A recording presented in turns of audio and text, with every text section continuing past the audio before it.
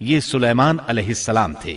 اللہ تعالیٰ نے آپ کو بہت سی خوبیاں اور معجزات عطا فرمائے۔ سورۃ النمل آیت 16 میں ہے، وَوَرِثَ سُلَيْمَانُ دَاوُودَ وَقَالَ يَا أَيُّهَا النَّاسُ عُلِّمْنَا مَنطِقَ الطَّيْرِ وَأُوتِينَا مِن كُلِّ شَيْءٍ إِنَّ هَذَا لَهُوَ الْفَضْلُ الْمُبِينُ۔ اور داؤد کے وارث سلیمان ہوئے، کہنے لگے لوگوں ہمیں پرندوں کی بولی سکھلائی گئی ہے اور ہم سب کچھ دیے گئے ہیں، بے شک یہ بالکل کھلا ہوا فضل الہی ہے۔ یہاں وراثت سے مراد مال نہیں بلکہ بادشاہت اور نبوت مراد ہے۔ اللہ تعالیٰ نے انہیں ایسا بادشاہ بنایا کہ ساری دنیا میں ان جیسا کوئی نہیں ہوا، آپ سے بڑھ کر بادشاہت بھی کسی کی نہ ہو سکی، کیونکہ خود سلیمان علیہ السلام نے یہ دعا کی تھی کہ الہی مجھے ایسی سلطنت عطا فرما کہ جو میرے بعد اور کسی کے شایان شان نہ ہو۔ قال رب هب لي ملكا لا ينبغي لأحد من بعدي إنك أنت الوهاب فسخرنا له الريح تجري بأمره رخاء حيث أصاب والشياطين كل بناء وغواص وآخرین مقرنین فی الاصفاد۔ کہا کہ اے میرے رب مجھے بخش دے اور مجھے ایسا ملک عطا فرما جو میرے سوا کسی شخص کے لائق نہ ہو، تو بڑا ہی دینے والا ہے۔ پس ہم نے ہوا کو ان کے ماتحت کر دیا، وہ آپ کے حکم سے جہاں آپ چاہتے نرمی سے پہنچا دیا کرتی تھی، اور طاقتور جنوں کو بھی ان کا ماتحت کر دیا، ہر عمارت بنانے والے کو اور غوطہ خور کو اور دوسرے جنات کو بھی جو زنجیروں میں جکڑے رہتے تھے۔ جن سلیمان علیہ السلام کے حکم سے بلند و بالا عمارتیں تعمیر کرتے تھے، دریاؤں میں غوطہ لگا کر ان سے ہیرے جواہرات اور موتی وغیرہ نکالتے تھے۔ دوسرے جو کام عام انسانوں کی طاقت سے زیادہ ہوتے تھے وہ آپ جنوں سے لیا کرتے تھے۔ جو جن آپ کے حکم سے سرتابی کرتے یا شرارتیں کر کے کام میں رکاوٹ ڈالتے یا دوسروں کو تنگ کرتے تو آپ انہیں زنجیروں میں جکڑ کر قید خانے میں ڈال دیتے، اور یہ آپ پر اللہ کی طرف سے بہت بڑا انعام اور احسان تھا، جیسا کہ اللہ تعالیٰ سورۃ صاد آیت 39 میں فرماتے ہیں، هذا عطاؤنا فامنن او امسک بغیر حساب۔ یہ ہے ہمارا عطیہ، اب تو احسان کر یا روک رکھ، کچھ حساب نہیں۔ اللہ تعالیٰ نے سلیمان علیہ السلام کو ان پر قبضہ اور اختیار دے دیا اور فرمایا اب آپ کی مرضی، آپ انہیں سزا دیں یا درگزر کریں، کسی کو کچھ دیں یا روک لیں، آپ کے لیے سب کچھ جائز ہے۔ دوسرے مقام پر اللہ تعالیٰ سورہ سبا آیت 12 میں فرماتے ہیں، وَمِنَ الْجِنِّ مَن يَعْمَلُ بَيْنَ يَدَيْهِ بِإِذْنِ رَبِّهِ وَمَن يَزِغْ مِنْهُمْ عَنْ أَمْرِنَا نُذِقْهُ مِنْ عَذَابِ السَّعِيرِ۔ اور اس کے رب کے حکم سے بعض جنات اس کی ماتحتی میں اس کے سامنے کام کرتے تھے، اور ان میں سے جو بھی ہمارے حکم سے سرکشی کرے ہم اسے بھڑکتی ہوئی آگ کے عذاب کا مزہ چکھائیں گے۔ اس طرح اللہ تعالیٰ سورہ سبا آیت 13 میں فرماتے ہیں، يَعْمَلُونَ لَهُ مَا يَشَاءُ مِن مَحَارِيبَ وَتَمَاثِيلَ وَجِفَانٍ كَالْجَوَابِ وَقُدُورٍ رَاسِيَاتٍ اعْمَلُوا آلَ دَاوُودَ شُكْرًا وَقَلِيلٌ مِّنْ عِبَادِيَ الشَّكُورُ۔ جو کچھ سلیمان چاہتے جنات وہ تیار کر دیتے، مثلا قلعے، مجسمے اور حوضوں جیسے پیالے اور چولہوں پر جمی ہوئی مضبوط دیگیں۔ اے آل داود اس کے شکریے میں نیک عمل کرو، میرے بندوں میں سے شکر گزار کم ہی ہیں۔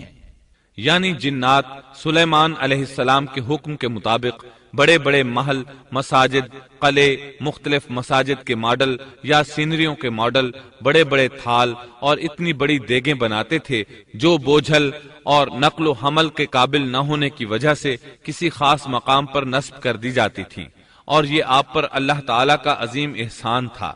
اس کے علاوہ دیگر معجزات سے بھی اللہ تعالیٰ نے آپ کو سرفراز فرمایا تھا، جیسا کہ سورۃ الانبیاء آیت 82 میں اللہ تعالیٰ فرماتے ہیں، وَمِنَ الشَّيَاطِينِ مَن يَغُوصُونَ لَهُ وَيَعْمَلُونَ عَمَلًا دُونَ ذَلِكَ وَكُنَّا لَهُمْ حَافِظِينَ۔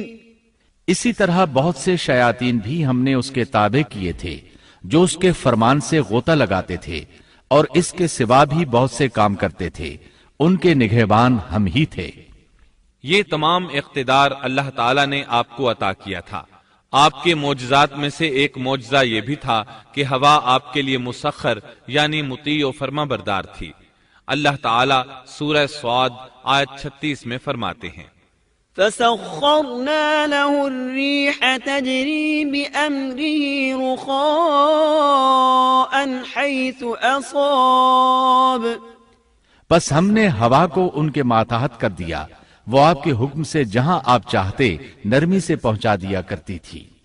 اللہ تعالیٰ سورۃ الانبیاء آیت 81 میں فرماتے ہیں، وَلِسُلَيْمَانَ الرِّيحَ عَاصِفَةً تَجْرِي بِأَمْرِهِ إِلَى الْأَرْضِ الَّتِي بَارَكْنَا فِيهَا وَكُنَّا بِكُلِّ شَيْءٍ عَالِمِينَ۔ اور ہم نے تیز و تند ہوا کو سلیمان کے تابع کر دیا جو اس کے فرمان کے مطابق اس زمین کی طرف چلتی تھی جہاں ہم نے برکت دے رکھی ہے، اور ہم ہر چیز کا علم رکھنے والے ہیں۔ اسی طرح اللہ تعالیٰ سورہ سبا آیت 12 میں فرماتے ہیں، وَلِسُلَيْمَانَ الرِّيحَ غُدُوُّهَا شَهْرٌ وَرَوَاحُهَا شَهْرٌ، اور ہم نے سلیمان کے لیے ہوا کو مسخر کر دیا کہ صبح کی منزل اس کی مہینہ بھر کی ہوتی تھی اور شام کی منزل بھی مہینہ بھر کی ہوتی تھی۔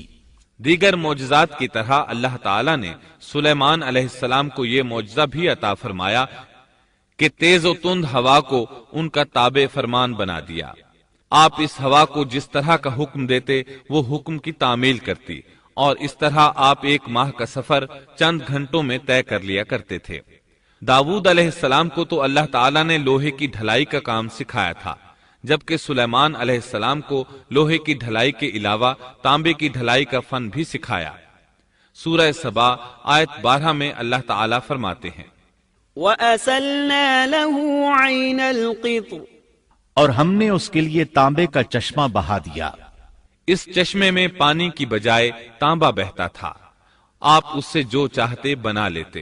آپ گھوڑوں کو بہت پسند فرماتے تھے، آپ کے پاس بہت سے گھوڑے تھے۔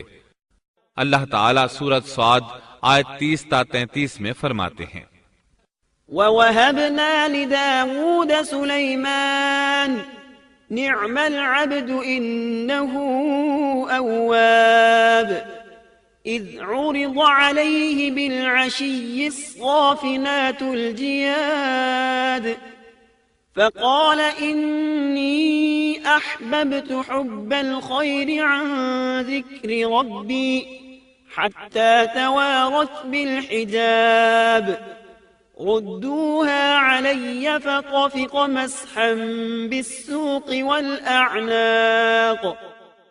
اور ہم نے داؤد کو سلیمان عطا فرمایا جو بڑا اچھا بندہ تھا اور بے حد رجوع کرنے والا تھا۔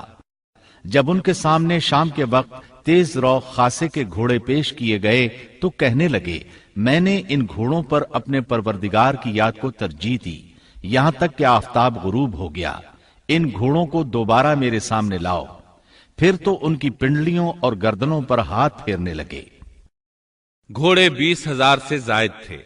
گھوڑوں کے معائنے میں ان کا روزمرہ کا ذکر رہ گیا، تب انہیں ذکر الہی کا خیال آیا، جس پر انہیں سخت صدمہ ہوا اور کہنے لگے کہ میں گھوڑوں کی محبت میں اتنا گم ہو گیا کہ سورج غروب ہو گیا۔ تو ان گھوڑوں کو دوڑایا کہ وہ نظروں سے اوجھل ہو گئے۔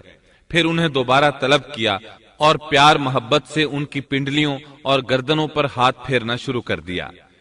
امام بخاری نے ابو ہریرہ رضی اللہ عنہ سے روایت کی ہے کہ ایک مرتبہ سلیمان علیہ السلام نے ارادہ کیا کہ اس شب میں اپنی بیویوں کے ساتھ ازدواجی فریضہ ادا کروں گا تو میری ہر ایک بیوی سے لڑکا پیدا ہوگا اور وہ میدان جہاد کا مجاہد بنے گا۔ لیکن اس ارادے کے ساتھ انشاءاللہ کہنا بھول گئے۔ اللہ تعالیٰ کو جلیل القدر پیغمبر کا یہ طرز پسند نہ آیا، چنانچہ اللہ تعالیٰ نے سلیمان علیہ السلام کے اس دعوے کو اس طرح غلط ثابت کر دیا کہ تمام بیویوں میں سے صرف ایک بیوی کے ہاں مردہ بچہ پیدا ہوا۔ تب سلیمان علیہ السلام کو احساس ہوا کہ یہ انشاءاللہ نہ کہنے کا نتیجہ ہے، چنانچہ انہوں نے فوری توبہ کی اور انشاءاللہ کہنے کو اپنا معمول بنا لیا۔ اللہ تعالیٰ نے آپ کو فیصلہ کرنے کی زبردست صلاحیت عطا فرمائی تھی۔ سورۃ الانبیاء آیت 87 میں ہے، وداود وسليمان إذ يحكمان في الحرث إذ نفشت فيه غنم القوم وكنا لحكمهم شاهدين۔ اور داود اور سلیمان کو یاد کیجئے جبکہ وہ کھیت کے معاملے میں فیصلہ کر رہے تھے کہ کچھ لوگوں کی بکریاں اس میں چر چک گئی تھیں اور ان کے فیصلے میں ہم موجود تھے۔ ہوا یہ کہ دو آدمی ہمسائے تھے، ان میں جھگڑا ہو گیا۔ ان میں سے ایک کے پاس کھیت تھا، اس میں اس نے فصل بو رکھی تھی، دوسرے کے پاس کچھ بکریاں تھیں۔ بکریوں کا چرواہا رات کے وقت دیوار والے دروازے کو بند کر دیتا تھا تاکہ بکریاں نکل کر فصل کو نقصان نہ پہنچائیں۔ ایک دن وہ دروازہ بند کرنا بھول گیا، بکریاں کھیت میں آ کر چرنے لگیں، فصل خراب ہو گئی۔ دونوں داؤد علیہ السلام کے پاس آئے، اپنا مقدمہ پیش کیا۔ داؤد علیہ السلام قاضی بھی تھے۔ اس وقت سلیمان علیہ السلام کہیں گئے ہوئے تھے۔ داؤد علیہ السلام مقدمہ سن کر کہنے لگے، یہ بکریوں والے کی سستی کا نتیجہ ہے، اس کا حل یہی ہے کہ وہ تیری بکریاں اپنی تحویل میں لے لے۔ دونوں فریق باہر نکلے تو سلیمان علیہ السلام سے ملاقات ہوئی۔ انہوں نے تفصیل سن کر فرمایا، میرے ساتھ آؤ۔ وہ انہیں داؤد علیہ السلام کے پاس لے آئے اور بولے، اس مقدمے کا اس سے بہتر فیصلہ یہ ہے کہ یہ بکریاں زمین والے کو دے دیں اور زمین بکریوں والے کو۔ جب بکریوں والا زمین کو پہلی حالت میں اگا دے گا تو آپ دونوں کی چیزیں انہیں لوٹا دیں۔ اس دوران کھیتی کا مالک بکریوں کے دودھ سے فائدہ حاصل کرتا رہے گا۔ یہ فیصلہ زیادہ بہتر ہے۔ اس سے بکریوں والا اپنی بکریوں سے بالکل محروم نہ ہوا اور کھیتی والے کا نقصان پورا ہو گیا۔ یہ فیصلہ آپ کو اللہ تعالیٰ نے سمجھایا تھا۔ اللہ تعالیٰ سورۃ الانبیاء آیت 89 میں فرماتے ہیں، ففهمناها سليمان وكلا آتينا حكما وعلما۔ ہم نے اس کا صحیح فیصلہ سلیمان کو سمجھا دیا، ہاں ہر ایک کو ہم نے علم و حکمت سے نوازا تھا۔ بخاری اور مسلم میں ایک حدیث ہے، اس میں اسی قسم کا ایک واقعہ بیان ہوا ہے کہ دو عورتیں اپنا مقدمہ داؤد علیہ السلام کے پاس لائیں۔ دونوں کو اللہ نے ایک ایک بچہ دے رکھا تھا۔ ایک بھیڑیے نے حملہ کر کے بڑی عمر والی کا بچہ چیر پھاڑ ڈالا۔ عورت چالاک تھی، اس نے چھوٹی عمر والی کا بچہ چھین لیا کہ یہ میرا بچہ ہے۔ داؤد علیہ السلام نے دیکھا بچہ بڑی عورت کے پاس ہے تو اس کے حق میں فیصلہ دے دیا۔ سلیمان علیہ السلام نے داؤد علیہ السلام سے اجازت چاہتے ہوئے کہا، کیا میں اس مقدمے کا فیصلہ کر سکتا ہوں؟ انہوں نے اجازت دے دی۔ سلیمان علیہ السلام نے عورت سے کہا، بچہ مجھے دے دو۔ بچہ ہاتھ میں لے کر انہوں نے تلوار نکالی اور دونوں عورتوں سے فرمایا، میں اس کے 2 ٹکڑے کر کے تم دونوں میں برابر برابر تقسیم کرنے لگا ہوں۔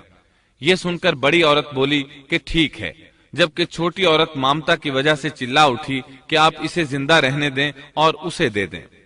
یہ سنتے ہی سلیمان علیہ السلام بول اٹھے، تو ہی اس کی ماں ہے، جس سے اپنے بچے کے ٹکڑے دیکھنا برداشت نہ ہو سکا، پھر بچہ اسے دے دیا۔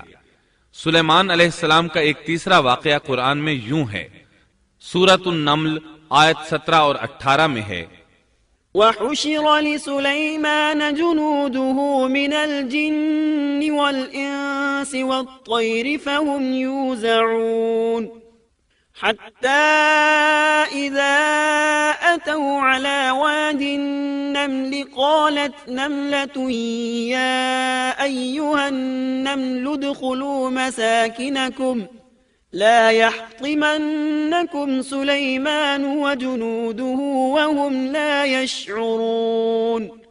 اور سلیمان کے سامنے ان کے تمام لشکر جنات، انسان اور پرندوں میں سے جمع کیے گئے، ہر قسم الگ الگ کھڑی کر دی گئی۔ جب وہ چیونٹیوں کے میدان میں پہنچے تو ایک چیونٹی نے کہا، اے چیونٹیوں، اپنے اپنے گھروں میں گھس جاؤ، ایسا نہ ہو کہ بے خبری میں سلیمان اور ان کا لشکر تمہیں روند ڈالے۔ ان تمام لشکروں کو اکٹھا کیا گیا تھا۔ اللہ تعالی نے چونٹی کی یہ بات سلیمان علیہ السلام کو سنوا دی۔ سورہ نمل آیت 19 میں ہے، فتبسم ضاحكا من قولها وقال رب أوزعني أن أشكر نعمتك التي أنعمت علي وعلى والدي وأن أعمل صالحا ترضاه وأدخلني برحمتك في عبادك الصالحين۔ اس کی اس بات پر سلیمان مسکرا کر ہنس پڑے اور دعا کرنے لگے کہ اے پروردگار، تو مجھے توفیق دے کہ میں تیری ان نعمتوں کا شکر بجا لاؤں جو تو نے مجھ پر انعام کی ہیں، اور میں ایسے نیک اعمال کرتا رہوں جن سے تو خوش رہے، اور مجھے اپنی رحمت سے نیک بندوں میں شامل فرما۔ آپ کا ایک واقعہ ملکہ بلقیس کے ساتھ پیش آیا۔ سورہ نمل آیت 20 تا 25 میں ہے، آپ نے پرندوں کی دیکھ بھال کی اور فرمانے لگے، کیا بات ہے کہ ہدہد نظر نہیں آ رہا؟ کیا وہ واقعی غیر حاضر ہے؟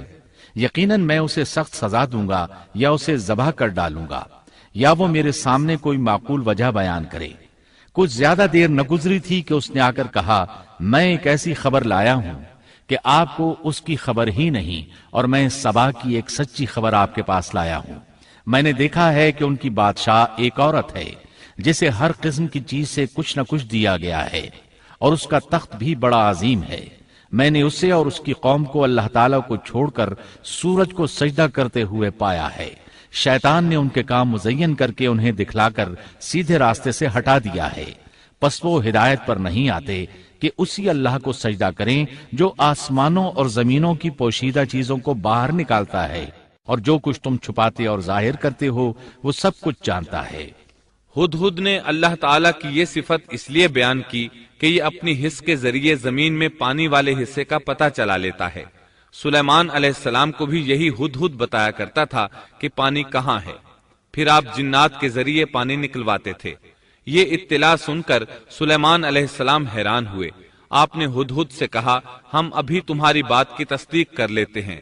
سورہ نمل آیت 27 اور 28 میں ہے، قال سننظر أصدقت أم كنت من الكاذبين اذهب بكتابي هذا فألقه إليهم ثم تول عنهم فانظر ماذا يرجعون۔ سلیمان نے کہا، اب ہم دیکھیں گے کہ تو نے سچ کہا ہے یا تو جھوٹا ہے۔ میرے اس خط کو لے جا کر انہیں دے دے، پھر ان کے پاس سے ہٹ آ اور دیکھ کہ وہ کیا جواب دیتے ہیں۔ آپ نے ایک خط لکھ کر اسے دیا۔ ہدہد وہ خط لے کر ملکہ بلقیس کے محل پہنچا۔ خط اس کے سامنے گرا کر خود دیوار پر جا بیٹھا۔ خط دیکھ کر ملکہ بلقیس نے کہا، قالت يا أيها الملأ إني ألقي إلي كتاب كريم إنه من سليمان وإنه بسم الله الرحمن الرحيم ألا تعلوا علي وأتوني مسلمين۔ قالت يا أيها الملأ أفتوني في أمري ما كنت قاطعة أمرا حتى تشهدون۔ قالوا نحن أولو قوة وأولو بأس شديد والأمر إليك فانظري ماذا تأمرين۔ قالت إن الملوك إذا دخلوا قرية أفسدوها وجعلوا أعزة أهلها أذلة وكذلك يفعلون وإني مرسلة إليهم بهدية فناظرة بما يرجع المرسلون۔ وہ کہنے لگی، اے سردارو، میری طرف ایک باوقت خط ڈالا گیا ہے جو سلیمان کی طرف سے ہے، اور جو بخشش کرنے والے مہربان اللہ کے نام سے شروع ہے۔ یہ کہ تم میرے سامنے سرکشی نہ کرو اور مسلمان بن کر میرے پاس آ جاؤ۔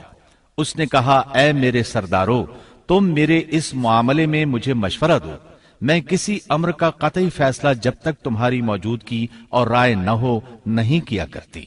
ان سب نے جواب دیا کہ ہم طاقت اور قوت والے، سخت لڑنے بھیڑنے والے ہیں، آگے آپ کو اختیار ہے، آپ خود ہی سوچ لیجئے کہ ہمیں آپ کیا کچھ حکم فرماتی ہیں۔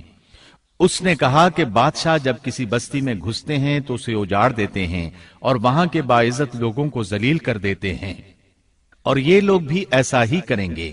میں انہیں ایک ہدیہ بھیجنے والی ہوں، پھر دیکھ لوں گی کہ قاصد کیا جواب لے کر لوٹتے ہیں۔ ملکہ بلقیس یہ اندازہ کرنا چاہتی تھی کہ سلیمان علیہ السلام کس قسم کے بادشاہ ہیں، اور یہ کہ وہ ان کے خلاف لڑ سکیں گے یا نہیں۔ چنانچہ اس نے فلسطین کی طرف بے شمار تحائف روانہ کیے تاکہ لڑائی کی نوبت نہ آئے، لیکن جب یہ تحائف سلیمان علیہ السلام کے پاس پہنچے تو آپ غضبناک ہو گئے۔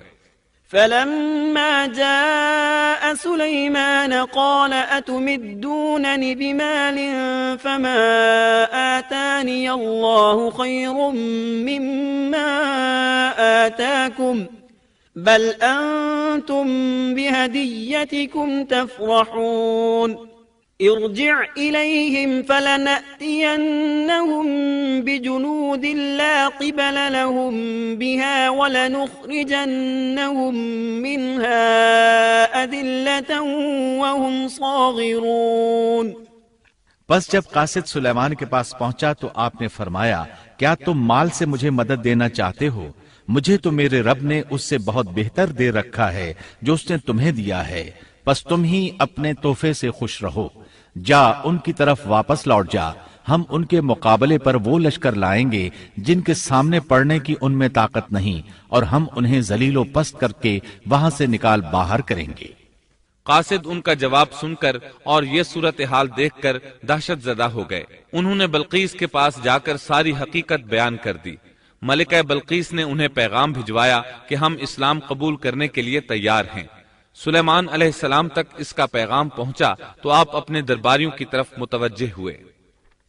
قال يا أيها الملأ أيكم يأتيني بعرشها قبل أن يأتوني مسلمين قال عفريت من الجن أنا آتيك به قبل أن تقوم من مقامك وإني عليه لقوي أمين قال الذي عنده علم من الكتاب أنا آتيك به قبل أن يرتد إليك طرفك فلما رآه مستقرا عنده قال هذا من فضل ربي ليبلوني أأشكر أم أكفر ومن شكر فإنما يشكر لنفسه ومن كفر فإن ربي غني كريم قال نكروا لها عرشها ننظر أتهتدي أم تكون من الذين لا يهتدون۔ آپ نے فرمایا اے سردارو، تم میں سے کوئی ہے جو ان کے مسلمان ہو کر پہنچنے سے پہلے ہی اس کا تخت مجھے لا دے۔ ایک قوی ہیکل جن کہنے لگا آپ اپنی مجلس سے اٹھیں، اس سے پہلے میں اسے آپ کے پاس لا دیتا ہوں۔ یقین مانیے کہ میں اس پر قادر ہوں اور ہوں بھی امانت دار۔ جس کے پاس کتاب کا علم تھا وہ بول اٹھا کہ آپ پلک جھپکائیں، اس سے بھی پہلے میں اسے آپ کے پاس پہنچا سکتا ہوں۔ جب آپ نے اسے اپنے پاس موجود پایا تو فرمانے لگے یہی میرے رب کا فضل ہے تاکہ وہ مجھے آزمائے کہ میں شکر گزاری کرتا ہوں یا ناشکری۔ شکر گزار اپنے ہی نفع کے لیے شکر گزاری کرتا ہے، اور جو ناشکری کرے تو میرا پروردگار بے پرواہ اور کرم کرنے والا ہے۔ حکم دیا کہ اس کے تخت کی صورت بدل دو تاکہ معلوم ہو جائے کہ یہ راہ پا لیتی ہے یا ان میں سے ہوتی ہے جو راہ نہیں پاتے۔ تخت لانے والے آدمی کے متعلق جو یہ آیا ہے کہ اس کے پاس کتاب کا علم تھا، تو مفسرین کا اس کے بارے میں اختلاف ہے کہ وہ کون تھا۔ قرآن کریم کے الفاظ سے جو معلوم ہوتا ہے وہ اتنا ہی ہے کہ وہ کوئی انسان ہی تھا جس کے پاس کتاب الہی کا علم تھا۔ اللہ تعالیٰ نے کرامت اور اعجاز کے طور پر اسے یہ قدرت دے رکھی تھی کہ پلک جھپکتے وہ تخت لے آیا۔ پھر سلیمان علیہ السلام نے تخت میں تبدیلی کا حکم دیا۔ تخت میں تبدیلی کا حکم سن کر اس میں سے ہیرے جواہر نکال دیے گئے اور دوسری جگہوں پر لگا دیے گئے۔ سورہ نمل آیت 42 اور 43 میں ہے۔ فلما جاءت قيل أهكذا عرشك قالت كأنه هو وأوتينا العلم من قبلها وكنا مسلمين وصدها ما كانت تعبد من دون الله إنها كانت من قوم كافرين۔ پھر جب وہ آ گئی تو اس سے کہا گیا کہ ایسا ہی تیرا بھی تخت ہے۔ اس نے جواب دیا کہ یہ گویا وہی ہے، ہمیں اس سے پہلے ہی علم دے دیا گیا تھا اور ہم مسلمان تھے۔ اسے انہوں نے روک رکھا تھا کہ جن کی وہ اللہ کو چھوڑ کر پرستش کرتی رہی تھی، یقیناً وہ کافر لوگوں میں سے تھی۔ اب سلیمان علیہ السلام کی ملکہ بلقیس سے گفتگو شروع ہوئی۔ پھر وہ اسے تخت کے پاس لے آئے۔ اس سے پوچھا، کیا تیرا تخت بھی اسی طرح کا ہے؟ اس نے بہت اچھا اور فصاحت سے بھرپور جواب دیا۔ اس نے نہ تو یہ کہا کہ ہاں، کیونکہ وہ تو اپنا تخت پیچھے سبا کے علاقے میں چھوڑ آئی تھی، یہاں کیسے آ سکتا تھا، نہ اس نے یہ کہا کہ نہ، کیونکہ یہ وہی محسوس ہو رہا تھا۔ البتہ اس میں قدر تبدیلی محسوس ہو رہی تھی۔ اس نے عجیب جملے میں جواب دیا کہ یہ وہی لگتا ہے۔ سلیمان علیہ السلام یہ جواب سن کر حیران ہوئے۔ اب آپ نے اسے اپنی سلطنت کا غلبہ دکھانے کے لیے ایسا منظر دکھایا جو کسی بشر نے آج تک نہیں دیکھا۔ چنانچہ آپ اسے ایک محل میں لے گئے۔ یہ مکمل طور پر شیشے کا تھا، اس سے دوسری طرف دیکھا جا سکتا تھا۔ فرش بھی شیشے کا تھا، شیشے کے نیچے پانی چھوڑا گیا تھا، پانی چلتا رہتا تھا۔ آپ اسے لیے اندر داخل ہوئے تو وہ بہت حیران ہوئی کہ محل میں پانی بہ رہا ہے۔ اس نے اپنا لباس کچھ اوپر کر لیا کہ بھیگ نہ جائے۔ اس نے اپنا پاؤں پانی پر رکھنا چاہا تو وہ شیشے پر پڑا، اور زیادہ حیران ہوئی اور شرمندہ بھی کہ دھوکا کھا گئی۔ اور یہ سب کچھ جنات کے ذریعے تیار کرایا گیا تھا۔ سورہ نمل آیت 44 میں اللہ تعالیٰ فرماتے ہیں، قیل لها ادخل الصرح فلما رأته حسبته لجة وكشفت عن ساقيها قال إنه صرح ممرد من قوارير قالت رب إني ظلمت نفسي وأسلمت مع سليمان لله رب العالمين۔ اس سے کہا گیا کہ محل میں چلی چلو، جسے دیکھ کر یہ سمجھ کر کہ یہ حوض ہے، اس نے اپنی پنڈلیاں کھول دی۔ سلیمان نے کہا، یہ ایسا محل ہے جس میں نیچے بھی شیشے جڑے ہوئے ہیں۔ کہنے لگی، میرے پروردگار، میں نے اپنی جان پر ظلم کیا، اب میں سلیمان کے ساتھ اللہ رب العالمین کی مطیع اور فرمانبردار بنتی ہوں۔ یہ عظیم سلطنت دیکھ کر وہ جان گئی کہ سلیمان علیہ السلام صرف بادشاہ ہی نہیں، نبی بھی ہیں۔ چنانچہ اس نے فوراً ایمان قبول کر لیا۔ سلیمان علیہ السلام کا سب سے بڑا کارنامہ یہ ہے کہ آپ نے مسجد اقصی تعمیر کروائی۔ اس کی پہلی تعمیر یعقوب علیہ السلام نے کرائی تھی۔ صحیح حدیث میں ہے کہ رسول اللہ صلی اللہ علیہ وسلم سے پوچھا گیا، زمین میں کون سی مسجد سب سے پہلے تعمیر کی گئی؟ آپ نے فرمایا، مسجد حرام، یعنی مکہ معظمہ والی مسجد۔ پھر آپ سے پوچھا گیا کہ اس کے بعد کون سی مسجد زمین میں بنائی گئی؟ آپ نے جواب دیا، مسجد اقصی۔ جب بخت نصر نے قدس پر قبضہ جما لیا تو اس نے مسجد اقصی ڈھا دی، لیکن پھر سلیمان علیہ السلام کو اللہ تعالیٰ نے بادشاہت عطا کی تو انہوں نے ازسر نو تعمیر کا کام شروع کرایا۔ اس کے ساتھ ہی انہوں نے ہیکل سلیمانی بھی تعمیر کروایا۔ یہود آج تک اس کو مقدس سمجھتے ہیں۔ یہ مسجد اقصی کے بالکل قریب ہے۔ مسجد اقصی کی فضیلت میں بہت سی روایات ملتی ہیں، جیسا کہ رسول اللہ صلی اللہ علیہ وسلم کا ارشاد ہے، مسجد حرام میں ایک نماز کا ثواب 1,00,000 نمازوں کے برابر ہے، مسجد نبوی میں ایک نماز کا ثواب 1000 نماز کے برابر ہے، اور مسجد اقصی میں 500 نمازوں کے برابر ثواب ملتا ہے۔ مسند احمد میں عبداللہ بن عمرو بن عاص رضی اللہ عنہما سے روایت ہے کہ رسول اللہ صلی اللہ علیہ وسلم نے فرمایا، جب سلیمان علیہ السلام نے بیت المقدس کو تعمیر کیا تو اللہ تعالیٰ سے 3 دعائیں مانگی، ان میں سے اللہ تعالیٰ نے 2 قبول فرمائیں اور ایک کے بارے میں ہم امید رکھتے ہیں کہ وہ ہمیں ملے گی۔ انہوں نے پہلا سوال یہ کیا کہ مجھے ایسی حکومت دے جو تیری حکومت کے موافق ہو، یعنی عدل و انصاف کی فراوانی ہو اور کسی پر ظلم و زیادتی نہ ہو۔ اللہ نے یہ دعا قبول فرمائی۔ دوسرا سوال یہ کیا مجھے ایسا ملک عطا فرما جو میرے سوا کسی شخص کے لائق نہ ہو۔ اللہ تعالیٰ نے یہ دعا بھی قبول فرما لی۔ تیسرا سوال یہ کیا کہ جو شخص بھی گھر سے نکلے اور وہ مسجد اقصی میں نماز پڑھنے کا ارادہ رکھتا ہو تو وہ اپنے گناہوں سے اس طرح نکل جائے جس طرح کے پیدائش کے دن تھا۔ اس تیسرے سوال کے متعلق رسول اللہ صلی اللہ علیہ وسلم نے فرمایا، امید ہے یہ دعا اللہ نے ہمارے لیے رکھ لی ہو۔ اللہ تعالیٰ نے انہیں اس قدر طاقت اور قدرت عطا فرمائی تھی، لیکن اس کے باوجود آپ بشر تھے اور موت ہر بشر کو پہنچ کر رہتی ہے۔ انسان جس قدر بھی قدرت حاصل کر لے، جتنا بھی غلبہ پالے، جتنی بھی عظمت حاصل کر لے، لیکن موت سے نہیں بچ سکتا۔ اللہ تعالیٰ نے تو نبی کریم صلی اللہ علیہ وسلم کے متعلق فرمایا ہے، سورۃ الزمر آیت 30 میں ہے، انک میت وانہم میتون، بے شک خود آپ کو بھی موت کا مزہ چکھنا ہے اور یہ سب بھی مرنے والے ہیں۔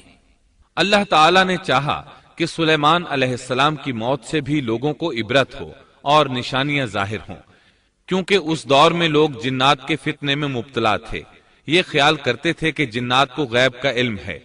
اللہ تعالیٰ نے چاہا کہ لوگوں کو سلیمان علیہ السلام کی موت کے ذریعے بتائیں کہ جنات کو علم غیب نہیں ہے۔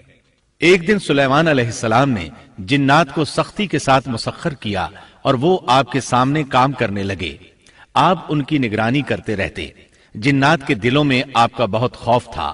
آپ انہیں سستی کرنے پر سخت سزا دیتے تھے۔ آپ کھڑے ان کی نگرانی کر رہے تھے۔ اس وقت آپ کی عمر 150 سال تھی۔ جنات بیت المقدس کی تعمیر میں مصروف تھے۔ ایسے میں آپ نے اپنا عصا پکڑا اور اس پر اپنی ہتھیلیاں ٹکا دی، پھر ہتھیلیوں پر اپنا سر رکھ دیا۔ اس طرح ان کی نگرانی کرتے رہے۔ اسی حالت میں اللہ تعالیٰ نے آپ کی روح قبض کر لی، تاہم آپ کی آنکھیں کھلی رہیں۔ ادھر جن مسلسل کام میں لگے رہے۔ وہ یہی خیال کرتے رہے کہ سلیمان علیہ السلام زندہ ہیں اور انہیں دیکھ رہے ہیں۔ آپ کا خلیفہ آیا تو وہ جان گیا آپ انتقال کر گئے ہیں، لیکن اس نے بھی جنات پر یہ بات ظاہر نہ کی۔ اس طرح 2 سال گزر گئے۔ جن اس قدر سخت نگرانی پر حیران تھے۔ وہ دیکھ رہے تھے کہ 2 سال سے سلیمان علیہ السلام نے حرکت تک نہیں کی، پلک تک نہیں جھپکی۔ ادھر اللہ تعالیٰ نے دیمک کو سلیمان علیہ السلام کے عصا پر مسلط کر دیا۔ وہ اندر اندر لاٹھی کو کھوکھلا کرتی رہی۔ آخر لاٹھی ٹوٹ گئی۔ سلیمان علیہ السلام زمین پر گر گئے۔ اس وقت جنات کو پتا چلا کہ انہیں فوت ہوئے تو عرصہ دراز ہو چکا ہے۔ تب انسانوں کو بھی معلوم ہو گیا کہ جنات کو غیب کا علم نہیں ہے۔ اللہ تعالیٰ سورہ سبا آیت 14 میں فرماتے ہیں، فَلَمَّا قَضَيْنَا عَلَيْهِ الْمَوْتَ مَا دَلَّهُمْ عَلَى مَوْتِهِ إِلَّا دَابَّةُ الْأَرْضِ تَأْكُلُ مِنْ سَأَتَهُ فَلَمَّا خَرَّ تَبَيَّنَتِ الْجِنُّ أَن لَّوْ كَانُوا يَعْلَمُونَ الْغَيْبَ مَا لَبِثُوا فِي الْعَذَابِ الْمُهِينِ۔ پھر جب ہم نے ان پر موت کا حکم بھیج دیا تو ان کی خبر جنات کو کسی نے نہ دی سوائے گھن کے کیڑے کے جو ان کے عصا کو کھا رہا تھا۔ پس جب سلیمان گر پڑے تو اس وقت جنات نے جان لیا کہ اگر وہ غیب دان ہوتے تو اس ذلت کے عذاب میں مبتلا نہ رہتے۔ اس طرح اللہ تعالیٰ نے لوگوں کو مطلع کر دیا کہ جنات بھی مخلوق ہیں، غیب دان نہیں۔ اللہ تعالیٰ ہی ان پر قادر ہے۔ اور اسی کے ساتھ سلیمان علیہ السلام کا قصہ اپنے اختتام کو پہنچا۔